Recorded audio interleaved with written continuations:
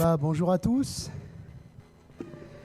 Tous mes meilleurs vœux pour cette année. Bonne année à tous.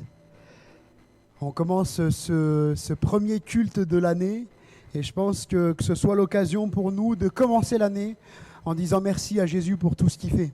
Amen. On peut commencer par ce chant qui nous dit « Je veux servir les projets de Dieu dans ma génération ». Je pense que ce soit comme quelque part un engagement qu'on prend. Cette année, je veux te servir encore plus, Seigneur. Cette année, je veux t'aimer plus. Je veux, Seigneur, rester accroché à toi. Alléluia.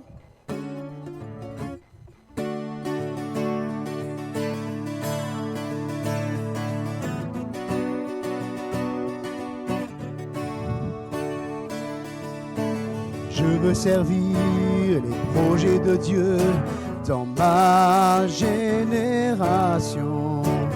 Je veux servir les projets de Dieu pendant qu'il est temps. Je veux donner ma vie pour quelque chose qui vaut la peine. Oh oui, je veux accomplir ta volonté. Qu'y a-t-il sur ton cœur? Dis-moi ce que tu attends. J'agirai selon ce que tu veux, Seigneur. Qu'y a-t-il sur ton cœur? Dis-moi ce que tu attends. J'agirai selon ce que tu veux, Seigneur.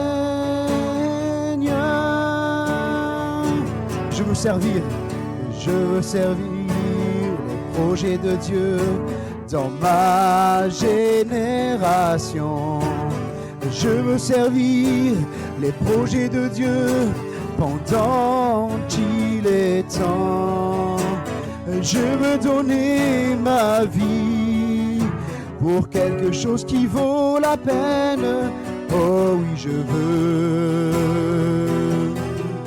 accomplir ta volonté. Alléluia. Qu'y a-t-il sur ton cœur? Dis-moi ce que tu attends. J'agirai selon ce que tu veux, Seigneur. Qu'y a-t-il sur ton cœur? Dis-moi ce que tu attends. J'agirai selon ce que tu veux, Seigneur. Comme une prière, qu'y a-t-il sur ton cœur? Qu'y a-t-il sur ton cœur? Dis-moi ce que tu attends.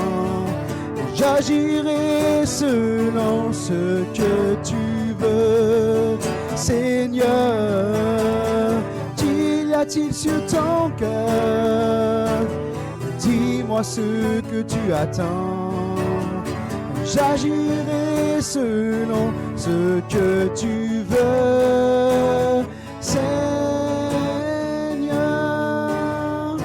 Alléluia, Seigneur. Oui, c'est le désir de nos cœurs en cette année 2022, Seigneur, que te servir davantage, t'aimer plus, Seigneur. Alléluia.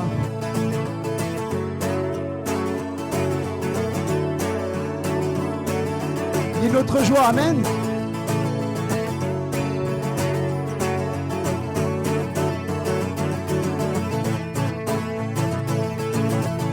Tu es la lumière qui brille dans le noir. Oh oh oh oh. Tu es mon soutien, tu me redonnes l'espoir. Oh oh oh oh. Non, je n'aurai pas honte de proclamer de tout mon être. Je veux le déclarer. Christ est ma joie. Christ est ma joie.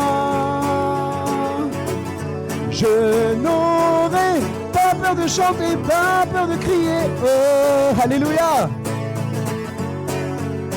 Tu es notre joie, Seigneur.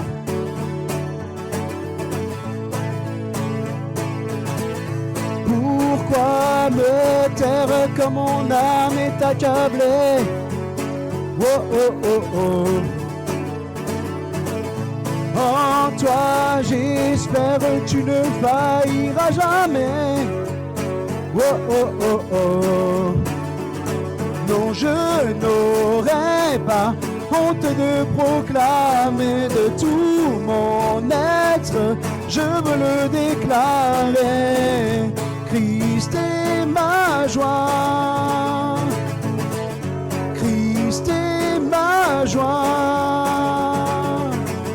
Je n'aurai pas peur de chanter, pas peur de crier. Oh, Christ est ma joie, Christ est ma joie. Je n'aurai pas peur de chanter, pas peur de crier, pas peur de chanter, pas peur de crier. Oh, tu es notre joie, Seigneur. Alléluia, Seigneur. Tu es notre joie, notre paix, Jésus. Alléluia. Et Seigneur, en cette année encore, nous voulons mettre l'accent sur ta parole. Ta parole, elle est ce marteau qui brise le roc. Alléluia. Un plein feu sur la vie, c'est la parole de Dieu.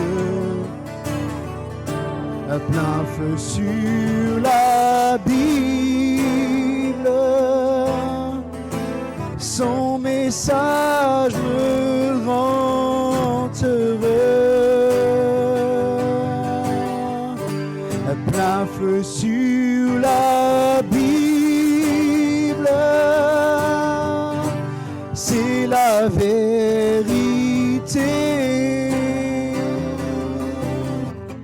Un plein feu sur la Bible, crois et sois sauvé. Alléluia, de tout notre cœur. Un plein feu sur la Bible, c'est la parole de Dieu. Un plein feu sur la Bible, son message me rend heureux.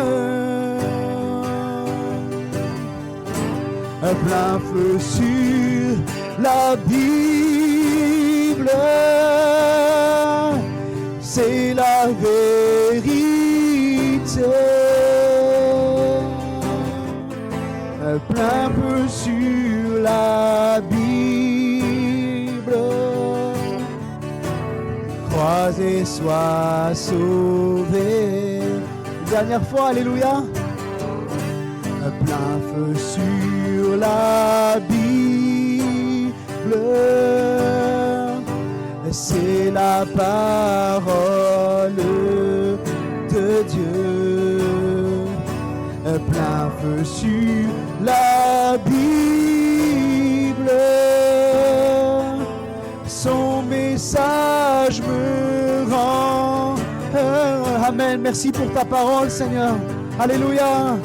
Un plein feu sur la Bible, c'est la vérité. Plein feu sur la Bible, crois et sois sauvé. Oh Seigneur, nous croyons en toi. Nous croyons en toi, Jésus, Jésus, à toi la gloire, Seigneur. Oh, merci pour ta parole, Jésus. Alléluia, est-ce que quelques instants on peut remercier le Seigneur? Dire merci à Jésus pour sa parole. Merci pour la parole qui nous a laissé. Merci pour la Bible. Seigneur, nous voulons te dire merci parce que, Seigneur, les hommes ont cherché à détruire la Bible, mais elle est encore là comme ce roc. Seigneur, comme ce soutien, comme cette parole de Dieu. Et c'est ce qu'elle est, ta parole et la parole de Dieu. Seigneur, mon Dieu, nous te remercions. Oh, nous te remercions pour ta présence dans ce lieu. Seigneur, nous le croyons, tu es là. Nous le chantons, nous le croyons, nous le déclarons. Alléluia, alléluia. À toi la gloire, Jésus. À toi la gloire, Seigneur. Tu es notre Dieu. Jésus, alléluia. Reçois la gloire de nos cœurs, Seigneur. L'adoration de nos vies, Jésus. Alléluia. Alléluia, Seigneur.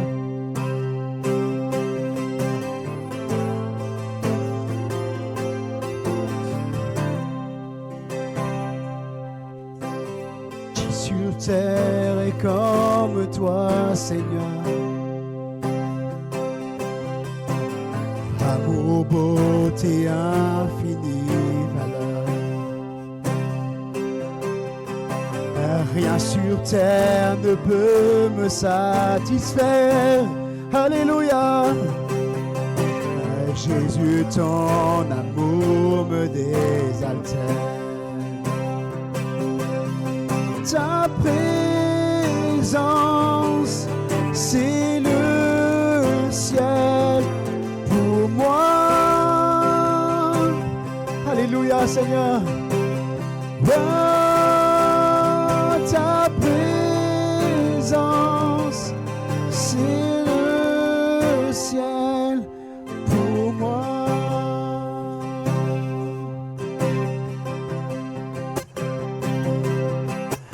Trésor de mon âme et de mon cœur. Dans ma faiblesse, tu es ma vigueur. Amen. Déclare-le ce matin, libre de mon passé, de tout lien. Alléluia, c'est lui qui tient notre vie. Tu tiens ma vie aujourd'hui et demain.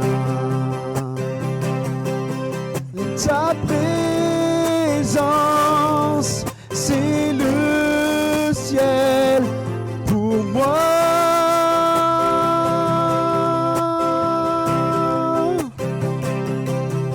Ta présence, c'est le ciel pour moi.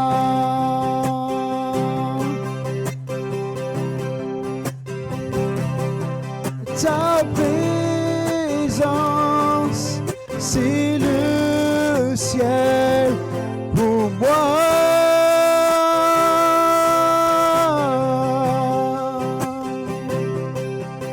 Ta présence, c'est le ciel pour moi.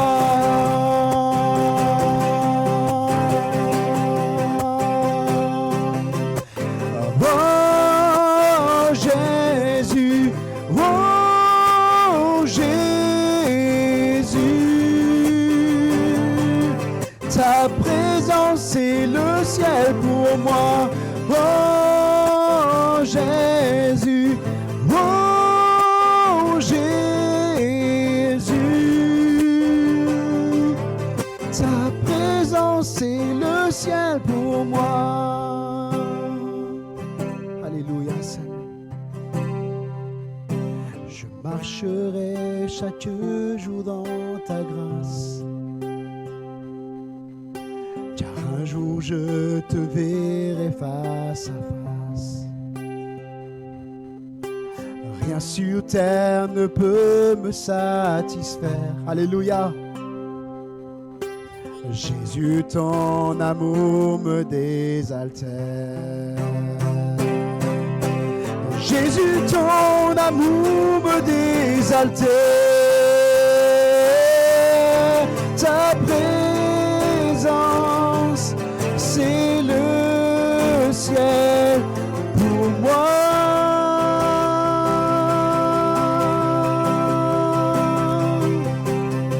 Ta présence, c'est le ciel pour moi. Oh, Jésus. présence, ta présence, ta présence, c'est le ciel pour moi. Alléluia. Ta présence, c'est le ciel pour moi.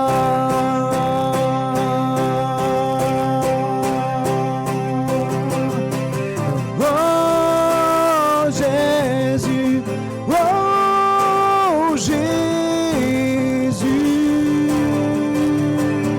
sa présence, c'est le ciel pour moi.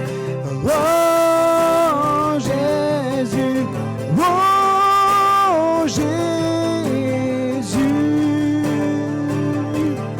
sa présence, c'est le ciel pour moi. Alléluia, merci pour ta présence, Seigneur Jésus, nous t'adorons Seigneur. Alléluia Jésus. Oh, nos cœurs s'élèvent vers toi pour te louer, pour t'adorer, Seigneur. Ta présence, c'est le ciel pour moi, Seigneur.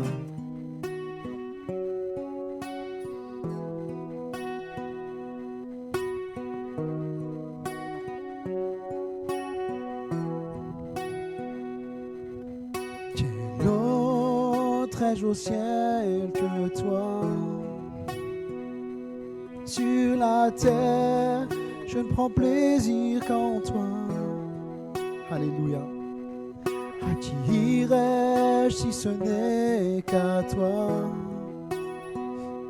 Tu as les paroles qui me donnent la foi. J'ai besoin de toi. J'ai besoin de toi tout près de moi. Et quand tout s'écroule autour de moi, apprends-moi Seigneur, apprends-moi à m'appuyer sur toi. J'ai besoin de toi, Jésus, j'ai besoin de toi tout près de moi. Et quand tout est sombre autour de moi, ta lumière vient éclairer ma voie. Quel autre ai-je au ciel que toi? Sur la terre, je ne prends plaisir qu'en toi. À qui irai-je si ce n'est qu'à toi? Tu as les paroles qui me donnent la foi. J'ai besoin de toi.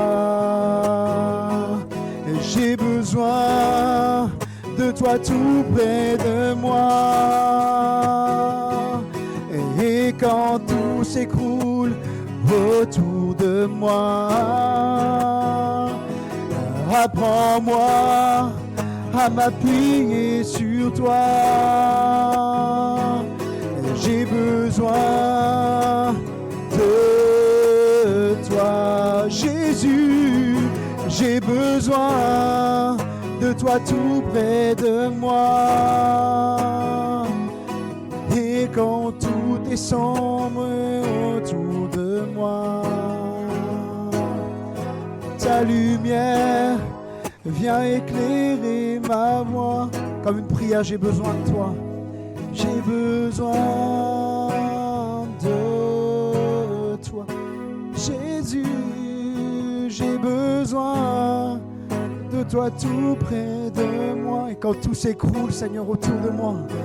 Et quand tout s'écroule autour de moi.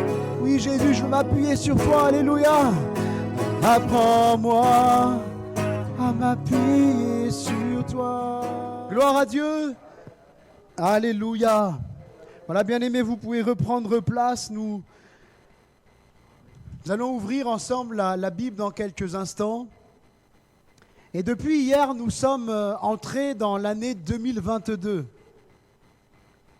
Et quand on passe d'une année à l'autre, le 31, on se souhaite nos bons vœux. N'est-ce pas? On se souhaite nos bons vœux. Et souvent, ce qui ressort, c'est « je te souhaite une bonne année, mais surtout la santé, une bonne santé ».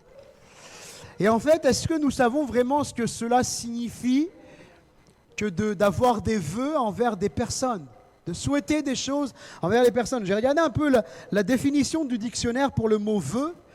Et le mot vœu, en fait, ça signifie d'avoir des souhaits particuliers dans certaines occasions. C'est un vif souhait, un vif désir. Un vif souhait, un vif désir. Et la question qu'on peut se poser, c'est si Jésus était là présentement et qu'il nous souhaitait des vœux, quels vœux Jésus pourrait-il nous souhaiter? Quels vœux Dieu pourrait-il nous souhaiter? J'ai intitulé ce message « Dieu t'adresse ses vœux pour 2022 ». Dieu t'adresse ses vœux pour 2022. C'est vrai que souvent on entend les personnes dire que Dieu a des promesses pour nous, que Dieu a ceci, que Dieu a cela, mais Dieu a aussi des souhaits pour nos vies, des aspirations, des désirs, pour que nos vies aillent de l'avant, que nos vies progressent, que nos vies ne restent pas sur de la stagnation. On n'avance plus, on stagne. Et le premier point, et on va faire plusieurs lectures à travers ces différents points. Ce matin, j'ai décidé de faire une pause sur l'étude de l'évangile de Jean pour méditer ensemble les vœux que Dieu a pour nous, les désirs, quelques désirs bien sûr que Dieu a pour nous. Le premier désir, le premier souhait, le premier vœu que Dieu a pour nous en 2022, c'est que j'aille de l'avant avec Dieu. C'est le désir de Dieu, le premier désir de Dieu. Et je vous invite à faire une lecture dans 3 Jean, dans la 3e épître de Jean. Il n'y a qu'un chapitre, donc le chapitre 1er, 3 Jean, chapitre 1er et verset 2.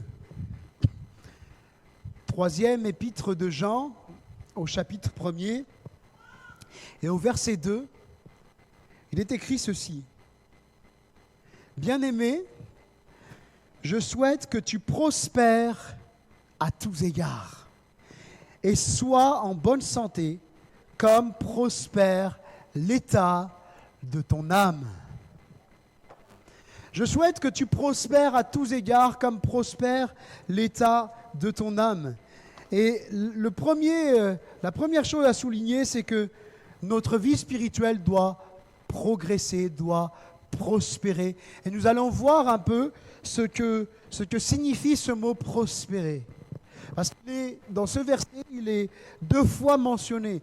Je souhaite que tu prospères à tous égards, comme prospère l'état de ton âme. Et souvent, les insistances de Dieu, quand Dieu insiste sur un point, c'est pour nous dire quelque chose de particulier, pour attirer notre attention. Et voilà la vraie prospérité au final. La vraie prospérité, c'est que notre âme, notre vie intérieure, notre vie spirituelle aille de l'avant, progresse, grandisse. On n'est pas appelé par Dieu à faire du surplace. Vous savez, il y a des gens qui ont bien commencé avec Dieu et qui se sont arrêtés sur leurs expériences du passé, pensant que cela leur suffisait. Mais je ne sais pas pour vous, chaque jour qui passe, je me sens insatisfait de là où j'en suis. J'ai toujours envie d'aller plus loin avec Dieu. Je n'ai pas envie de m'arrêter sur mes acquis. Parce que quand on s'arrête sur ses acquis, tôt ou tard, on s'aperçoit d'une chose, c'est que finalement, quand on stagne, on est en train de reculer. Et ce qui était acquis ne l'est plus. Il suffit simplement de penser aux victoires que vous avez remportées dans le passé, peut-être sur votre caractère, sur certains traits de votre caractère. Vous demandiez à Dieu de changer et Dieu l'a fait. Et puis ensuite, on se repose sur nos acquis. On dit, c'est bon, maintenant, c'est du passé, j'ai plus à m'inquiéter de ça. Et puis, vous connaissez le dicton, chasser le naturel, il revient au galop. Et on s'aperçoit d'une chose, c'est que parce qu'on s'est reposé sur nos acquis, parce qu'on a arrêté de chercher Dieu, d'avancer avec Dieu, eh bien, nos vieux travers refont surface. Le mot prospère en grec, c'est euodo.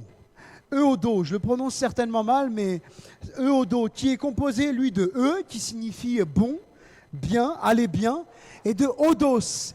Et Odos, ça signifie en fait la voie, ça signifie le sentier, le chemin, la route. Le mot prospérer a donc comme étymologie la notion d'être en bonne route, la notion d'être sur le bon chemin. Et ça nous parle. Hein. D'être sur le bon chemin, d'être sur la bonne route. Et c'est ça la vraie prospérité en fait. La vraie prospérité, c'est que nous soyons chacun d'entre nous sur le bon chemin, sur la bonne route. Et je le dis souvent, mais le dicton qui dit que tous les chemins mènent à Rome, c'est faux. Cette chanson de Paul Naref qui dit qu'on ira tous au paradis, c'est du bidon. On n'ira pas tous au paradis. Le bon chemin, c'est Jésus. La vraie prospérité, la vraie croissance, c'est d'avoir fait une rencontre personnelle avec l'auteur de la vie, avec l'auteur de la joie, avec l'auteur de la paix. Et l'auteur de la joie, de la paix, de la vie, c'est Jésus. Jean chapitre 14, verset 6, Jésus va dire « Je suis le chemin, la vérité et la vie. Nul ne vient au Père, personne ne va au paradis que par moi, Jésus va dire. Il est le seul chemin. » Et j'aimerais inviter quelqu'un ce matin, quelqu'un qui peut-être n'a pas rencontré personnellement Jésus, quelqu'un qui peut-être n'est pas sur le bon chemin. Le souhait de Dieu, c'est que tu prospères, c'est-à-dire que tu sois sur le bon chemin. Ce que Jésus veut de toi, c'est pas que tu te perdes loin de lui. Et j'aimerais vous dire, être sur le bon chemin, c'est pas croire en une religion. Aussi méritable serait-elle. La religion évangélique ne mène pas au paradis. Si vous êtes venu ici en peut-être pensant que, en venant dans une église évangélique, on va pardonner vos péchés comme dans un confessionnal et vous allez repartir blanc comme neige, je suis désolé, vous vous trompez. La religion évangélique ne sauve pas. Nous, on fait partie d'un mouvement qui s'appelle le mouvement des Assemblées de Dieu, qui est une des plus grosses fédérations évangéliques en France. La plus grosse en termes de membres et fédération évangélique. Mais les assemblées de Dieu ne t'emmèneront pas au paradis. Personne ne peut t'emmener au paradis, aucune religion. La religion musulmane, la religion catholique, la religion bouddhiste, la religion juive, aucune religion ne te mène au paradis. Le seul qui nous amène au paradis, c'est Jésus. Il est le chemin, la vérité et la vie, il va dire. Et d'ailleurs, même son nom, en hébreu, c'est Yeshua. Et Yeshua, ça veut dire Dieu sauve. Le seul qui puisse te sauver, c'est Yeshua, c'est Jésus. C'est le seul. Jésus, chers amis, est mort sur la croix pour que vous puissiez être sur le bon chemin. Jésus est mort sur la croix pour vous ouvrir le chemin. La Bible dit que Dieu était en Jésus-Christ, réconciliant les hommes avec lui-même. Tu ne peux pas aller au paradis par toi-même, mais j'aimerais te dire que si tu donnes ta vie à Jésus, Jésus t'amène au paradis. Et c'est simple, donner sa vie à Jésus, ce n'est pas compliqué. Simplement venir devant Dieu et dire, Dieu, je te demande pardon parce que jusque-là, je ne me suis pas intéressé à toi. J'ai vécu sans toi. Je m'en fichais de toi. Et je te demande pardon pour tous mes péchés. Et aujourd'hui, je décide de te donner ma vie. Je décide de vivre avec toi. Et je vous assure qu'une telle démarche, ça change la vie. Matthieu, chapitre 16, verset 26, nous dit ceci: que servirait-il à un homme de gagner tout le monde s'il perdait son âme? Ou que donnerait un homme en échange de son âme? Vous savez, dans le passé, il y a certaines branches évangéliques qui ont dévié. Et ces branches évangéliques-là ont mis l'accent sur la prospérité financière. Mais ça sert à quoi d'avoir beaucoup d'argent si on perd son âme? Alors bien sûr, on n'est pas contre l'argent, on en a besoin pour vivre. Mais la véritable prospérité, c'est d'avoir Dieu dans sa vie. La véritable prospérité, c'est d'être sur le chemin de la foi. C'est ça la vraie prospérité, que notre âme, elle avance avec le Seigneur, que nous apprenions de plus en plus à connaître Jésus, à le servir, à chercher sa volonté. Et comment peut-on faire prospérer son âme? C'est une bonne question. Hein? Comment faire prospérer son âme? Eh bien, c'est en passant du temps chaque jour en contact de Jésus, en lui parlant par la prière. La prière, ce n'est pas de faire des récitations. La prière, ce n'est pas de faire des récitations, mais c'est simplement de parler avec son cœur à Dieu. De la même façon que tu ne viens pas devant tes parents,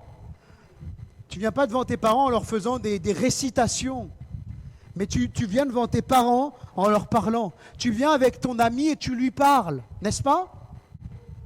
Eh bien, de la même façon, quand tu viens devant Dieu, quand tu viens devant le Seigneur, tu parles avec ton cœur. Tu parles avec ton cœur à Dieu. Amen. Et puis, passer du temps chaque jour à lire la Bible. Nous l'avons chanté tout à l'heure. Plein feu sur la Bible, c'est la parole de Dieu. La Bible, chers amis, chers frères et sœurs, c'est la parole de Dieu. Et quand on lit la Bible, quand on laisse Dieu nous parler, quand on lit la Bible en disant « Dieu, viens parler à mon cœur », eh bien, j'aimerais vous dire que Dieu nous parle. Et c'est ça, faire prospérer son âme. C'est que chaque jour, être en contact de Dieu. Chaque jour, être en contact du Seigneur. Et c'est la véritable prospérité qui mérite toute notre énergie. Le reste, je fais mon travail et Dieu fait le reste. Vous savez, il y a des gens toute leur vie qui courent après les richesses et qui jamais n'auront un centime. C'est la vérité, hein. Si on prend la population dans le monde qui vit dans la surabondance matérielle, c'est peut-être 0,1% de la population de la planète, je ne sais pas. Mais on court après des choses qui finalement n'ont tellement peu d'intérêt par rapport au prix de notre âme. Vous savez, il y a dans la Bible, Jésus nous raconte cette parabole d'un homme qui avait rapporté beaucoup d'argent, qui avait beaucoup de biens, et qui dit maintenant je vais entasser mes richesses, il s'est fait des projets d'agrandissement, je vais agrandir mes greniers, je vais mettre là mes richesses, et puis je pourrais dire c'est bon, maintenant tu peux te reposer, vis tranquille, tout va bien pour toi. Et Jésus va dire, que Dieu va dire insensé que tu es. Aujourd'hui même, ce soir même, ton âme va t'être demandée. Et tout est bien pour qui ils seront. Cet homme, il s'était concentré sur la prospérité physique et il avait oublié qu'avant tout, ce que Dieu veut, c'est que son âme prospère. Il est écrit que tu sois en bonne santé. Que tu sois en bonne santé. Et je pense que c'est aussi le désir de Dieu que nous soyons en bonne santé. La prospérité à tous égards dans notre santé, mais dans notre santé spirituelle. Et je ne sais pas si quelqu'un, peut-être en 2021, ça a été difficile pour toi spirituellement. Tu as eu des combats difficiles. Tu as l'impression de ne pas avoir avancé. Tu as l'impression que ta vie spirituelle, ta vie intérieure, elle est en mauvaise santé. Eh bien, cette année, tu peux repartir à zéro. Non pas parce que c'est une nouvelle année, mais si tu centres ta vie sur Jésus, si tu remets tes échecs entre les mains de Dieu, si tu remets tes déceptions, tes tristesses, et que tu dis maintenant, Dieu vient changer ma vie, Dieu le fait. Que tu sois en bonne santé, c'est le désir de Dieu que nous soyons en bonne santé dans un contexte sanitaire tellement difficile, tellement compliqué. Et souvent, on a misé notre bonne santé sur des choses. Voilà, il y a des moyens scientifiques, humains, et on n'est pas contre la science, on n'est pas contre le médical. Moi, si je suis malade, je vais au médecin. Hein. Si j'ai mal quelque part, si je dois me faire opérer parce que j'ai un souci de santé, je le fais. Mais on a tellement remis notre confiance dans les moyens humains qu'on a oublié qu'avant tout, on a un Dieu qui prend soin de notre santé. Dieu est celui qui veut prendre soin de ta santé. On a prié tout à l'heure pour les malades. Et j'aimerais dire aux personnes qui se sont levées, si tu t'es levé en croyant que Jésus va te guérir, que tu crois que Jésus va te guérir, eh bien laisse-le faire. Il est capable de te guérir. Dieu veut que tu sois en bonne santé. Vous savez, certains ont dit, bon bah oui, on prie, Dieu nous donne la santé, etc. Mais Dieu nous a laissé aussi un certain pouvoir sur nos vies. Il y a un principe tellement fort biblique auquel je suis profondément attaché, parce qu'il est biblique, c'est que ce qu'un homme sème, il le moissonne. Et dans notre santé aussi. Le souhait de Dieu, le désir de Dieu, c'est que nous soyons en bonne santé. Mais nous, est-ce que nous voulons être en bonne santé? Vous savez, il y a des personnes qui sont toujours en train de malmener leur corps, de jamais écouter leur corps, d'absorber dans leur corps toutes sortes de choses. Et ils disent après, mais s'il y a un Dieu, Mais je serai en bonne santé. Mais attends, ça fait 20 ans que tu t'enchaînes cigarette sur cigarette et tu crois que tu vas être en bonne santé. Ça fait 20 ans que tu t'enchaînes les bouteilles et tu crois que tu vas être en bonne santé. Vous voyez, je donne un peu cette image pour qu'on réalise que notre bonne santé, elle dépend partiellement de nous. Aujourd'hui, on a vu que le corps médical a dit voilà les facteurs aggravants pour la propagation du Covid. Voilà, les personnes en obésité, les personnes en problème cardiaque, les personnes en problème de diabète, de cholestérol, etc. Il y a tout un panel de facteurs qui fait que le Covid va se propager davantage dans certains, on va dire, terrains, dans certains terrains favorables. Et certains disent, bon, bah, moi, ma solution, c'est ça, on va me trouver le remède miracle et c'est terminé. Non. Mais déjà, moi, ce que je peux faire, là où je peux agir dans mon corps, si je peux réduire certaines choses dans ma vie pour être en meilleure santé, je dois le faire, n'est-ce pas? Parce que Dieu nous a donné une intelligence. Je me souviens de quelqu'un un jour, c'est pas ici, quelqu'un qui venait à l'église depuis quelque temps, et puis cette personne-là, le pasteur lui parle et lui dit, mais tu sais, tu devrais arrêter de boire. Il était alcoolique, mais vraiment profondément, et puis il touchait à pas mal de substances. Et il lui dit, ah oui, mon médecin m'a dit que si je continue à boire, je finirai en fauteuil roulant. Et le pasteur lui a dit, ah bon, il t'a dit ça? Et qu'est-ce que tu vas faire alors? Il dit, bah, je vais mettre de côté pour m'acheter un fauteuil roulant. Il n'avait pas compris. Il n'avait pas compris que la solution, elle passait par l'arrêt de son alcoolisme, l'arrêt de l'alcool. Et il y a des fois des choses, nous-mêmes là, c'est des choses grossières, c'est des choses très, très grosses que je dis là, mais des fois dans nos vies, on veut s'attaquer à la conséquence plutôt qu'à la cause. Des fois, il y a des choses qu'on voit et on dit, je vais corriger un peu ça, sauf que derrière, il y a des racines plus profondes. Et dans notre santé spirituelle, c'est pareil. Vous savez, des gens, ah mais je comprends pas, il est toujours en train de mal parler, il est toujours en train de s'énerver, il est toujours comme ça. Et quelque part, on condamne la personne pour les conséquences qu'on voit, alors qu'il aurait fallu commencer à prier pour la cause. Parce que je ne sais pas ce que cette personne, elle vit. Tu ne sais pas ce que ton patron, il vit. Tu ne sais pas ce que ta collègue qui te mène la vie dure, elle vit. Tu ne sais pas ce que ton frère ou ta sœur qui vient à l'église et puis qui des fois est énervé, agacé. Parce que si on vous a dit qu'en venant ici dans cette église, vous rencontriez des personnes parfaites, désolé, on vous a menti. Hein. Parce que moi-même qui vous parle, je ne suis pas parfait. On est humain, des fois on a mauvais caractère, des fois on s'est levé du mauvais pied, comme on dit. Mais ce qui compte, c'est que ce qui prime et ce qui doit toujours primer dans la vie du croyant, c'est d'aller de l'avant avec Jésus, de corriger ce qui ne va pas et puis de vivre une vie de pardon. Que tu sois en bonne santé, c'est le désir de Dieu, que nous soyons en bonne santé physique et en bonne santé spirituelle. Deuxièmement, c'est que tu entres dans les projets que Dieu a pour toi. On va faire 2 lectures dans Psaume 19, verset 21. Psaume 19, verset 21, et puis dans Jérémie 29, 11. Psaume chapitre 19, verset 21, il est dit ceci, il y a dans le cœur de l'homme beaucoup de projets, mais c'est le dessein, le projet, le plan de Dieu, de l'Éternel qui s'accomplit.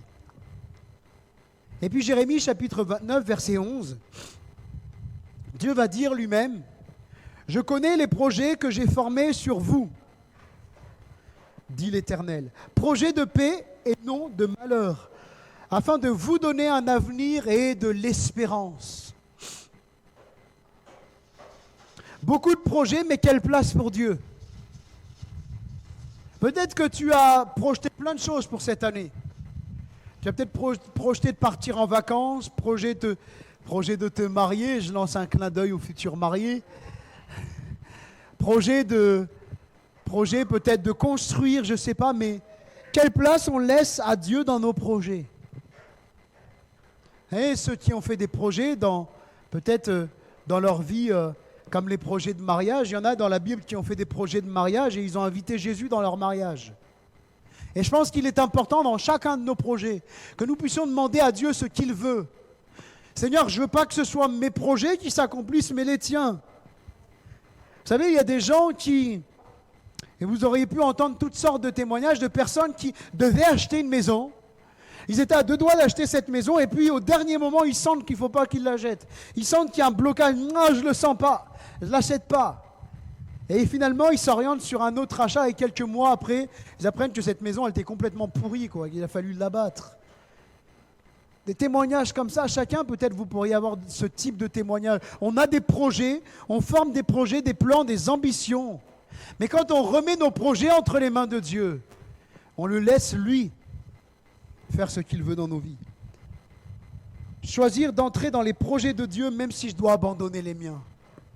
On est dans un monde anthropocentrique, tout est centré sur l'homme. Et même dans des mouvements chrétiens évangéliques, on prêche l'homme, on prêche plus Dieu, on prêche l'homme. Accomplis tes rêves, saisis ta destinée, entre dans ta destinée, saisis ton potentiel. Mais tout ça, c'est de l'humanisme. Jésus, quand il se retrouve dans le jardin de Gethsémane, il ne dit pas « je vais entrer dans ma destinée ». Il ne dit pas « je vais entrer dans les projets de Dieu » ou dans mes projets. Jésus il dit « non pas ma volonté, Père, mais la tienne, que ta volonté soit faite ». Et finalement, tout ça, ah oui, rentre dans tes rêves. Non, non, non, non, non. On ne doit pas accomplir nos rêves. Ce n'est pas à ça que Dieu nous appelle. Dieu nous appelle à faire sa volonté, entrer dans les projets qu'il a pour nous. Alors si Dieu nous a mis des choses sur nos cœurs qui ne sont pas à l'encontre de la Bible, eh bien ce qu'il le dit, il le fait. Mais attention des fois à ne pas faire passer nos projets, nos rêves pour les projets de Dieu. Beaucoup de projets, mais quelle place pour Dieu? Quelle place je laisse à Dieu dans mes projets professionnels, mes projets d'études, mes projets de mariage, mes projets de construction, tout ça, on va dire oui, mais c'est humain, pas besoin de prier Dieu, mais pourquoi pas? Pourquoi pas chercher Dieu dans tous nos projets? Dieu est-il souverain de mes projets et de mes ambitions? Comme je vous disais, dans ce siècle où on prêche qu'il faut saisir ses projets, entrer dans ses projets, dans sa destinée, dans ses rêves, quelle place Dieu a dans ma vie? Si tu as fait un projet, si je fais un projet et que Dieu me dit tu ne vas pas là, tu ne fais pas ça, qu'est-ce que je vais faire?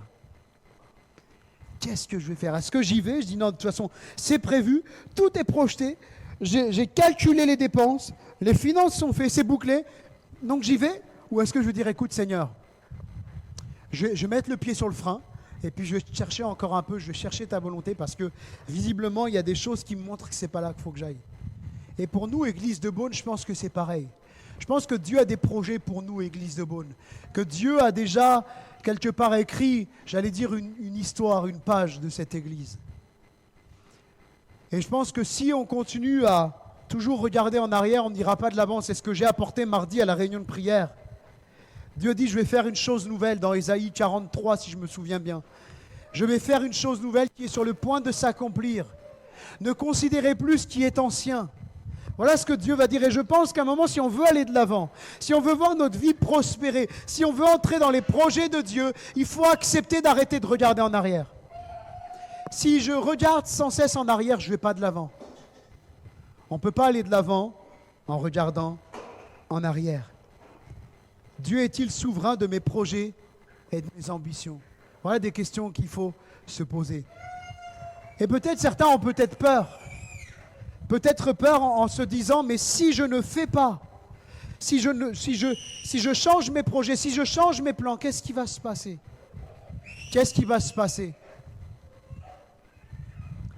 Eh bien, si tu dois changer tes plans pour entrer dans le plan de Dieu, sache que ce sera toujours le meilleur pour ta vie.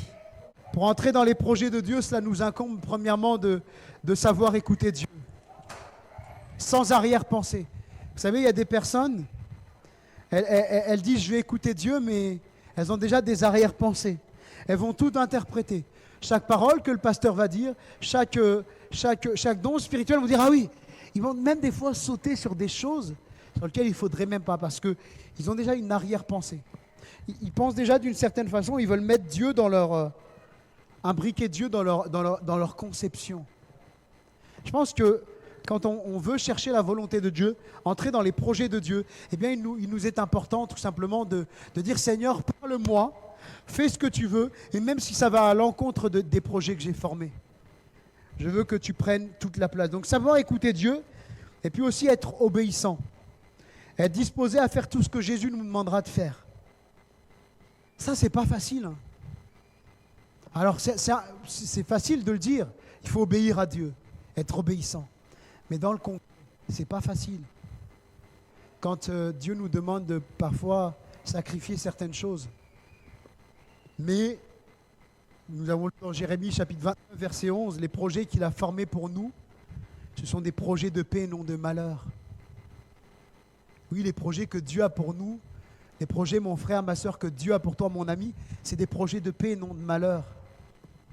Dans un monde où l'avenir semble tellement flou. L'avenir semble flou, n'est-ce pas? On n'arrive pas à se projeter. Nous-mêmes, pasteurs, ça fait 1 an et demi là qu'on est en train de dire, bon, on reprend les réunions en présentiel, et puis 4 matins après, on se retrouve en distanciel. Confiné, déconfiné, reconfiné, on ne sait plus ce qu'on doit faire. On a passé notre temps sur le premier confinement, des réunions Zoom avec les anciens, avec le conseil d'administration. Qu'est-ce qu'on fait? Il faut acheter des masques, il faut acheter du gel. Et puis quand est-ce qu'on reprend? Quel protocole on met en place? Qu'est-ce qu'on va envoyer à la sous-préfecture? Comment on fait là? On n'a pas arrêté constamment. Et dès qu'on dit c'est bon, on peut y aller, on se retrouve encore avec quelque chose. Même là encore dernièrement, tiens, super, on va faire un Noël pour les jeunes, ça va être super, on va faire comme ça. On se réunit avec le comité jeunesse, on dit on va faire ça, on va faire ça, on va faire ça. Et puis d'un coup, on entend aux informations que les cas remontent en flèche, que les entreprises annulent leur dîner, leur comité de fin d'année, etc. Et on se dit, purée, mais qu'est-ce qu'il faut faire? L'avenir semble flou, n'est-ce pas? Mais Dieu, les projets qu'il a pour nous, c'est pour notre avenir, c'est des projets d'avenir et d'espérance. Et puis mettre Jésus à la première place de mes ambitions, Jésus à la première place et non mes ambitions, mes projets, mes rêves. Est-ce que je peux dire, il y a dans mon cœur plein de projets, parce que c'est ce qui est écrit dans le psaume 19, 21. Il y a dans le cœur de l'homme beaucoup de projets. Il y a dans mon cœur plein de projets. J'ai envie de faire plein de choses. Là, avec l'Église, on pourrait dire, nous, Église, il y a plein de projets, il y a plein de choses qu'on aimerait faire. Mais on veut laisser les plans de Dieu s'accomplir. Amen. Et puis le troisième point, le troisième souhait de Dieu pour 2022, le premier c'était que tu ailles de l'avant avec lui. Le deuxième, que tu entres dans les projets que Dieu a pour toi. Et le troisième point, c'est que tu regardes à Dieu plutôt qu'aux circonstances. Et j'aimerais lire avec vous dans Lamentation chapitre 3 verset 19. Lamentation de Jérémie chapitre 3. Et au verset 19. Lamentation, chapitre 3, verset 19.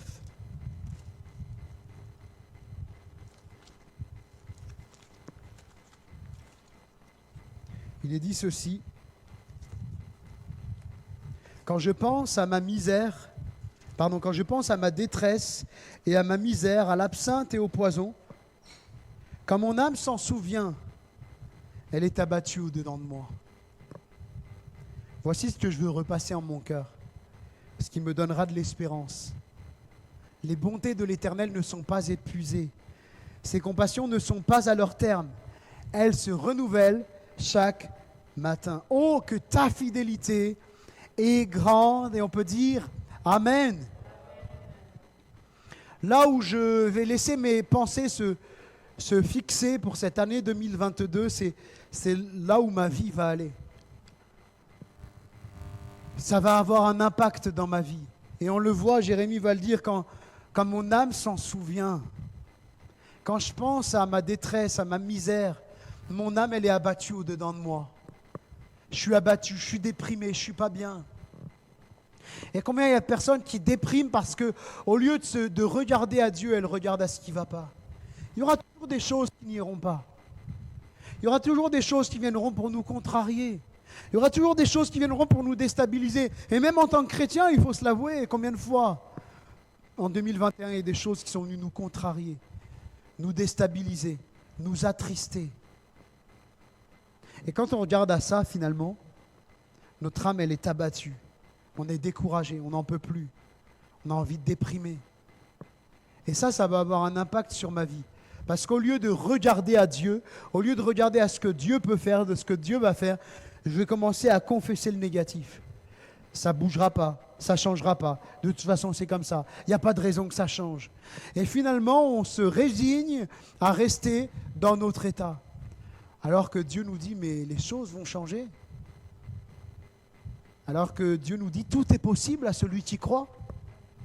C'est impossible, Seigneur. Ça fait tant de temps que ça dure, mais tout est possible. Tout est possible à Dieu, tout est possible à celui qui croit. Là où je concentre mes pensées, eh bien, ces choses-là vont avoir un impact dans ma vie. Une pensée, vous savez, c'est comme une mauvaise herbe. Il faut l'arracher pendant qu'il est encore temps. Parce que plus elle grandit, plus elle prend de la place. Et plus selon la mauvaise herbe, ça va être dur de l'arracher. Combien de personnes se sont abîmées leurs petites mains en arrachant des mauvaises herbes? C'est dur, il y a des mauvaises herbes, c'est dur à les enlever. Et des fois, quand on commence à tirer dessus, là, on tire dessus, on essaye de l'avoir au maximum, et puis finalement, on arrive à quoi? On arrive à casser, mais finalement, on n'a pas la racine. Parce que c'est tellement dur, c'est tellement ancré dans le sol qu'on l'a qu'en surface. Et puis on se dit, bon, bah, au moins, ça ne fera pas trop moche, j'ai réussi à l'enlever. Et puis 2 semaines après, une bonne averse, et puis elle est revenue. Hein. Voilà, vous savez, c'est ça les pensées en fait. Si on ne les arrache pas à temps, eh bien, elles s'ancrent, elles prennent du poids dans nos vies. Un caillou devient une montagne. Ce que je veux repasser en mon cœur, ce qui me donnera de l'espérance. Jérémie, il a 2 façons de penser. Dans ce texte, il y a 2 styles de pensée que l'on peut cultiver dans nos vies. Et qui vont soit nous faire sombrer, soit nous donner de l'espérance. Et qu'en 2022, on puisse appliquer dans nos vies la 2e partie du texte. Voilà ce que je veux repasser dans mon cœur. Ce qui me donnera de l'espérance, c'est que les bontés de l'Éternel ne sont pas épuisées, mais elles se renouvellent chaque matin. Qu'en 2022, on puisse décider d'arrêter d'écouter des choses qui ne glorifient pas Dieu, d'entendre, de regarder des choses qui ne glorifient pas Dieu, de confesser des choses qui ne glorifient pas Dieu. Parce que ce que je confesse va avoir du pouvoir dans ma vie et va avoir du pouvoir dans la vie de ceux qui l'écoutent. Il faut vraiment réaliser que nous sommes acteurs de nos propres vies. Bien sûr, Dieu est tout-puissant, Dieu agit dans nos vies, mais ce que je sème, je le moissonne.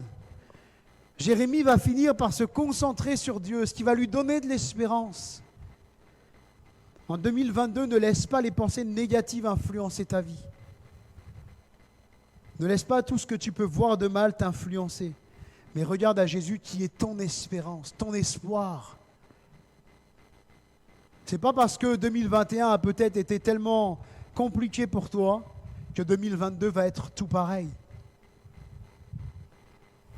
Regarder aux circonstances ne fera que de te faire chuter spirituellement. Mon âme est abattue au-dedans de moi. Quand je regarde à ce qui ne va pas, eh bien, finalement, je me dirige vers la chute. Regarder aux circonstances, c'est finalement détourner les regards de là où Dieu veut qu'on les place, sur lui. Paul va dire, je fais une chose, oubliant ce qui est en arrière et me fixant sur ce qui est en avant, je cours vers le but pour saisir la vocation céleste de Dieu en Jésus-Christ.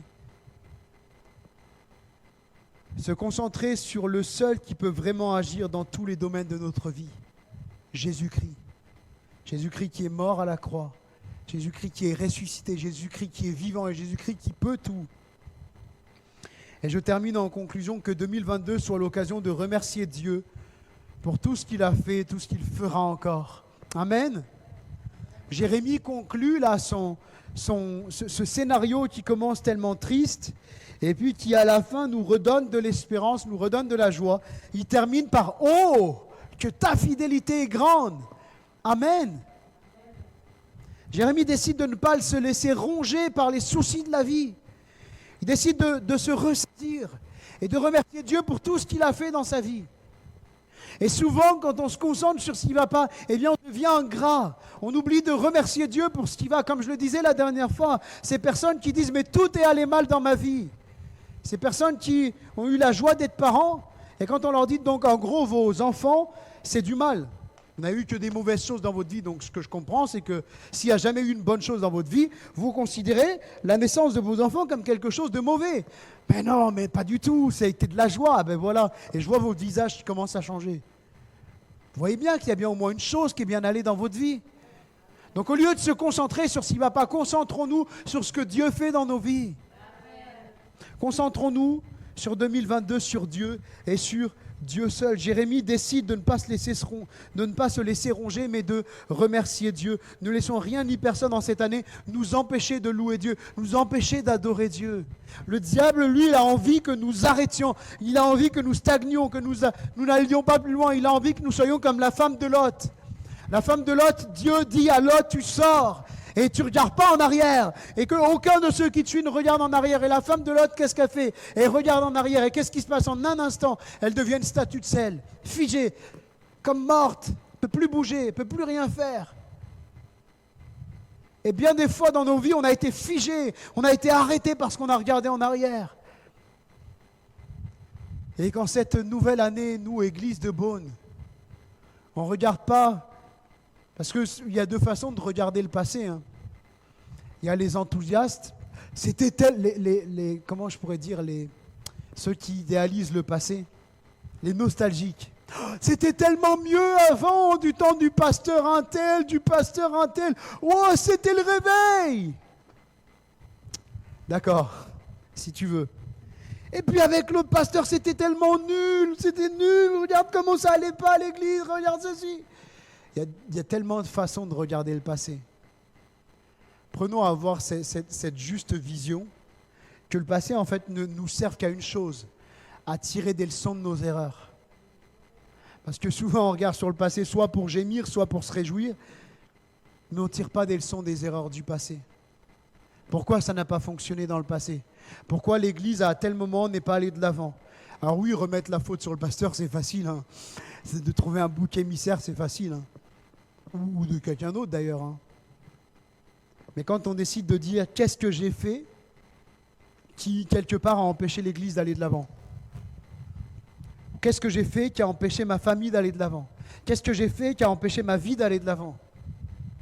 Et c'est ça, le passé ne sert pas à nous culpabiliser, mais à tirer des leçons de nos erreurs pour ne pas recommettre dans le présent.